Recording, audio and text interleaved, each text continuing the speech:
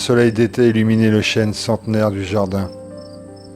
Un rouge-gorge se posa sur une solide branche et remercia les dieux de la nature pour cette journée supplémentaire. Son sifflement flottait dans les airs avec une subtile douceur. Au bas de l'arbre, un chat sauvage miaulait son appétit. Il fixait l'oiseau avec envie. Au même instant, l'astre du jour réchauffa les mollets sans poil de Jim, le nouveau livreur de journaux. Ce garçon de 12 ans, un peu retardé pour son âge, avait déniché ce job d'été afin de s'offrir un superbe jeu vidéo. Plus tard, il deviendrait pilote de course comme son grand frère. Mais en attendant, il parcourait le bitume sur son vieux vélo. Cela faisait 2 semaines que Jim lançait les nouvelles du matin par-dessus les haies ou les barrières de ce quartier huppé de cette petite ville de Live City. On peut même dire qu'il adorait son job et surtout, il affectionnait ce coin de la ville. Ici, la route principale était déserte du matin jusqu'au soir et les habitants étaient d'une gentillesse rare. Surtout, cette nouvelle famille. La famille Wen était de New York, le lieu où le stress est roi. Le mari, écrivain à succès, était venu dans cette ville étroite pour la quiétude et la solitude.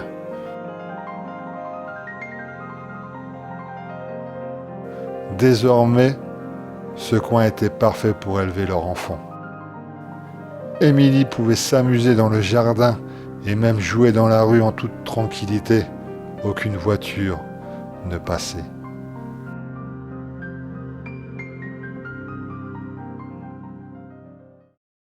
Avant la venue d'Émilie, les médecins avaient annoncé à Madame Wen qu'elle ne tomberait jamais enceinte. Un de ses ovaires ne fonctionnait pas. Donc, l'arrivée de la petite fut considérée comme un véritable miracle.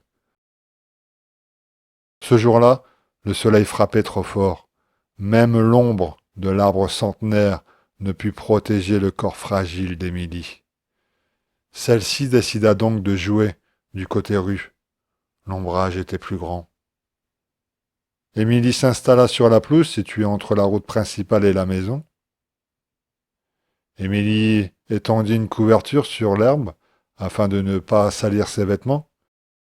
Elle versa un thé imaginaire à sa poupée préférée et se servit également une tasse. Soudain, elle entendit des cris. Elle se leva et dressa sa tête en direction des hurlements. C'étaient les enfants des voisins d'en face. Ils demandaient à la petite de leur renvoyer le ballon qu'ils avaient maladroitement envoyé de l'autre côté de la route. Émilie se précipita sur l'objet. Au même instant, le grand frère de Jim essayait son nouveau bolide.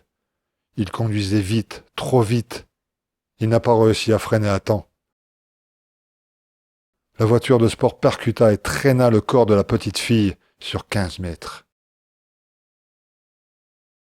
Le bruit du choc fit sortir la maman d'Émilie. Celle-ci était en train de préparer le gâteau d'anniversaire de sa fille unique. Un gâteau au chocolat surplombé de crème chantilly. La pauvre maman se précipita sur sa fille en hurlant d'angoisse. Il y avait du sang partout et le cou de la petite fut brisé. Émilie mourut sur le coup.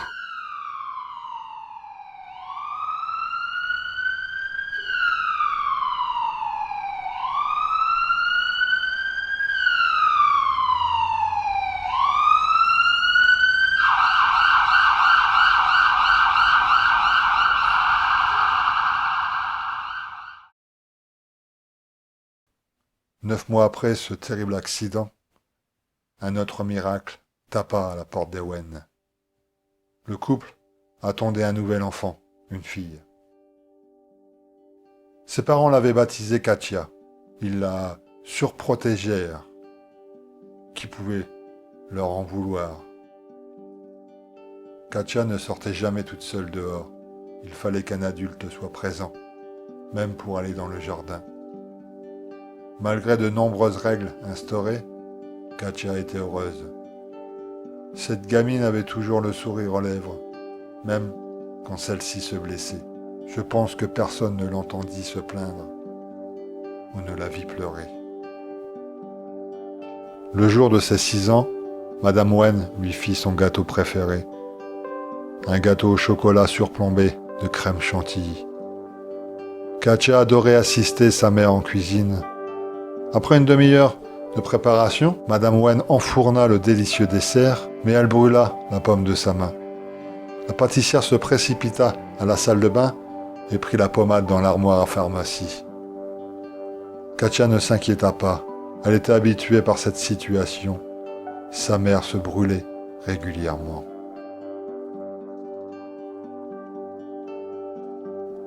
Le four allumé, le soleil à son zénith, il commençait à faire une chaleur insupportable dans la cuisine. Katja ouvrit la fenêtre et se rinça le visage avec une légère brise d'été. 2 papillons dansaient sur la pelouse entre la maison et la route principale. La petite ouvrit ses grands yeux et observa cette magnifique danse. Soudain, elle entendit des cris, des hurlements d'enfants. Elle se leva et dressa la tête en direction des appels à l'aide. C'étaient les enfants des voisins d'en face. Ils demandèrent à la petite de leur renvoyer le ballon qu'ils avaient maladroitement envoyé de l'autre côté de la route. Katja sortit de la maison et se précipita sur le ballon. Elle le saisit et l'envoya de toutes ses forces de l'autre côté. Mais le ballon ne fit que 2 mètres. Il se trouvait au plein milieu de la route. La petite fille avança. Au même instant, Madame Wen revint à la cuisine et aperçut avec horreur sa fille qui se trouvait dehors toute seule à quelques centimètres de la route. Madame Wen accourut et en même instant, l'ancien petit livreur de journaux, Jim, passa comme une véritable flèche à bord de sa nouvelle voiture de course. Madame Wen appela de toutes ses forces et attrapa sa fille.